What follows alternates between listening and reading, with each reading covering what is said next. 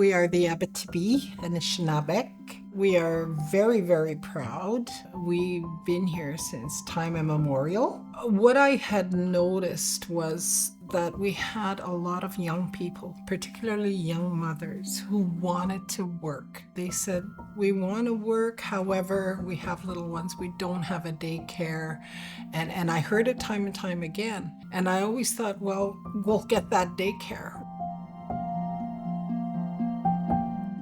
For a long time, we needed a childcare facility to be able to have somewhere for the moms to go, where they can communicate together, where they have support. We also believe that, community helps raise children, and we all have a role and responsibility. I think that is the most powerful statement.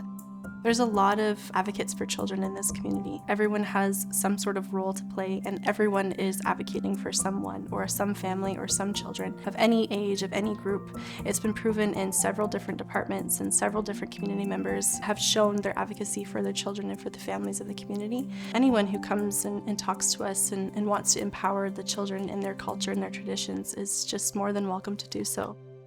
When kids are young, this is when they start to learn. This is the prime time to teach them about their culture, to teach them language. I always kind of feel it's really important that we remember where we come from, because when you look at the Algonquin population in Canada, out of all Indigenous people, it's not even 0.75%. You want to teach children in a holistic sense, and they need to start early. We talk about changing our communities. We talk about healing our communities, safety of our communities, brighter futures for our communities. It all begins with those little ones. They hold the key to wellness to the community. We pass our tobacco, we ask our elders, how can we help our children? And then we all work together to ensure that those goals are met. When you try to think about our culture, our traditions, our language, it's dying out.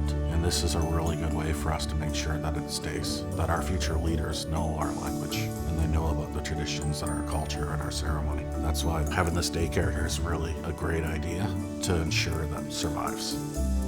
We do ceremony with them. We connect them to Mother Earth, and we build from there. And we bring the grandmothers and the grandfathers to them, and we drum with them, and we pray with them, we sing with them, and they will learn their natural way of life. We're in that position, and it grows from there.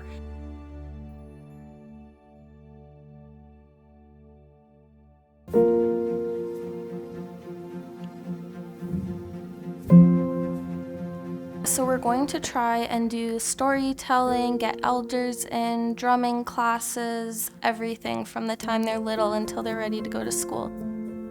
It has been a journey being a father. I've learned a lot. It's exciting, to be honest, because my wife and I have never worked together. I've never experienced anything like this, to be able to work with my family. Just really excited about what it's going to be like once we have our own building, and how far we'll come from fresh start and building from the ground up, and how far we'll come together with the kids.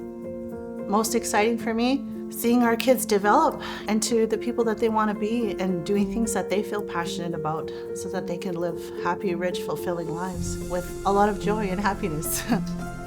As Indigenous people, I always say that we have to know where we come from. We have to understand our language, our culture. Until we know those things, we'll never really know who we are. And this is a really good opportunity for these kids to learn that and experience that. The end game is so large and so big, and it's so exciting. We're just so happy that we even have a small space to start with, because it's just the stepping stone to the big end goal, which is our own huge building full of just things for children to love and enjoy and to grow in. So I'm most excited about watching these little children in the daycare and having the opportunity to visit them. And I think I'd visit them as a chief, but I also would like the opportunity to visit them as a grandmother and to sit with them and teach them something.